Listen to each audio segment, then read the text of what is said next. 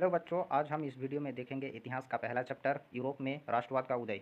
इसका 30 क्वेश्चन देखेंगे। तो आइए देखते हैं। पहला क्वेश्चन है, नेपोलियन बोनापार्ट कौन था? तो नेपोलियन बोनापार्ट जो था वो आप लोगों का फ्रांस का सम्राट था। क्या था? फ्रांस का सम्राट। अगला क्वेश्चन देखेंगे। क्वेश्चन नंबर 2 है कि 1789 ईस्वी में फ्रांस की क्रांति के समय किसका शासन था? तो जो यहाँ पे शासन था ये आपको लुई सुलवा का शासन था। अगला क्वेश्चन है क्वेश्चन नंबर 3, फ्रांस की क्रांति का अवरोध किसे कहा जाता है? तो फ्रांस की क्रांति का अवरोध जो है आपको रूसों को कहा जाता है।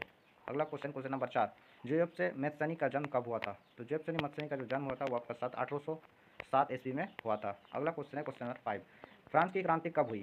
फ्रांस की जो क्रांति हुई थी वो आप लोगों का 1789 ईस्वी में हुई थी। अगला क्वेश्चन है क्वेश्चन नंबर 6, सामाजिक उपबंध नामक पुस्तक के लेखक कौन थे? तो इसका जो लेखक थे वो आप लोगों का क्या थे? पहला रूसो थे। क्या थे? रूसो। अगला क्वेश्चन है question number 7, young Italy society की स्थापना किसने की थी? तो यहाँ पे यंग इटली की सोसाइटी की जो स्थापना की थी वो आप लोगों का था यहाँ पे मेजनी ने की थी। किसने? Mazzini, option C. अगला क्वेश्चन है क्वेश्चन नंबर 8, जब फ्रांस छींकता है तो बाकी यूरोप को सर्दी जुकाम हो जाता है, कथन किसका है? ये जो कथन है ये कथन किसका है? ये किसने बोला था? तो ये जो बोला था ये आपका बोला था मेटरनिक ने बोला था। अगला क्वेश्चन है question number 9, the spirit of law नामक पुस्तक के लेखक कौन थे? तो ये जो लेखक थे यहाँ पे मॉन्टेस्क्यू थे। अगला क्वेश्चन है कि बिस्मार्क जर्मनी का चांसलर कब बना? बिस्मार्क जर्मनी का कब बना? तो ये जो बना था आपका 1862 ईस्वी को बना था। ठीक है। अगला क्वेश्चन देखते हैं क्वेश्चन नंबर 11, ऑस्ट्रेलिया के साथ पर्सा का युद्ध कब हुआ? तो ऑस्ट्रेलिया के साथ पर्सा का युद्ध 1866 ईस्वी को हुआ था। अगला क्वेश्चन नंबर 12, पर्सा का ऑस्ट्रेलिया के साथ किस सदी यानी किस संधि के द्वारा युद्ध विराम हुआ? तो यहाँ पे जो आपका वियना संधि के द्वारा युद्ध विराम हुआ था। ऑप्शन ए सही आंसर है। अगला है क्वेश्चन नंबर 13, इटली का एकीकरण कब हुआ था? इटली का जो एकीकरण हुआ था वो आपका 1871 ईस्वी को हुआ था। ये आपका राइट आंसर हो जाएगा। अगला क्वेश्चन नंबर 14 है, बैंक ऑफ फ्रांस की स्थापना किसने की? बैंक ऑफ फ्रांस की स्थापना की थी आपका नेपोलियन बोनापार्ट ने किया था। अगला क्वेश्चन है कि गैरिबल्डी कहाँ का निवासी था? ये आपका सार्डिनिया का निवासी था। कहाँ का निवासी था? सार्डिनिया का निवासी था। अगला क्वेश्चन है क्वेश्चन नंबर 16, फ्रांस में नेपोलियन संहिता किस वर्ष लागू की गई?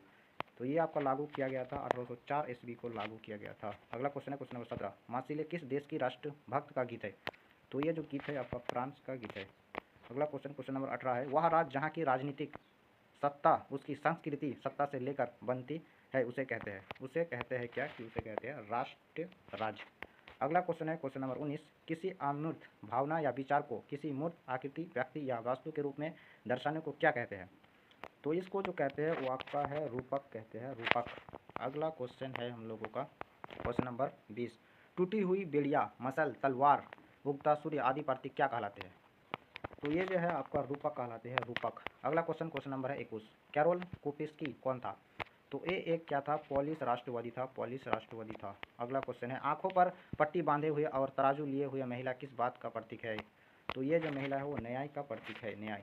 अगला है क्वेश्चन नंबर 23, बार्बो राजवंश का शासन किस देश में था? तो ये जो शासन था वो आपका फ्रांस में था। कहाँ पे? फ्रांस में। अगला क्वेश्चन नंबर 24, किस संधि के द्वारा यूनान को एक स्वतंत्र राष्ट्र के रूप में मान्यता मिली? तो ये जो मिला था आपको कुस्तुनतुनिया में मिला था। अगला क्वेश्चन नंबर 25 है कि फ्रेडरिक सरयू कौन था? तो ये था आपका फ्रांसीसी चित्रकार। अगला क्वेश्चन है क्वेश्चन नंबर 26, किसी राष्ट्र की सामूहिक पहचान को क्या कहते हैं? तो किसी भी राष्ट्र के सामूहिक पहचान को जो है हम लोग कहते हैं राष्ट्रवाद कहते हैं। क्या कहते हैं? राष्ट्रवाद। अगला क्वेश्चन नंबर 27 है कि मारी आन किस देश के राष्ट्रवाद की प्रतीक थी? तो ये प्रतीक था वो फ्रांस का प्रतीक था। अगला क्वेश्चन है 28, वियना की संधि कब हुई थी? तो वियना का जो संधि है वो 1815 ईस्वी को हुई थी। अगला क्वेश्चन है क्वेश्चन नंबर 29, वियना सम्मेलन का आयोजन किस वर्ष हुआ था? तो ये जो संधि का आयोजन हुआ था वो 1815 ईस्वी को हुआ था। अगला क्वेश्चन है, काउंट कबूर को विक्टर एमेनुअल ने किस पद पर नियुक्त किया? तो ये जो नियुक्त किया था वो आपका प्रधानमंत्री में नियुक्त किया था। तो आपका आज का इस वीडियो में इतना ही क्वेश्चन समाप्त होता है, फिर अगला वीडियो में देखेंगे।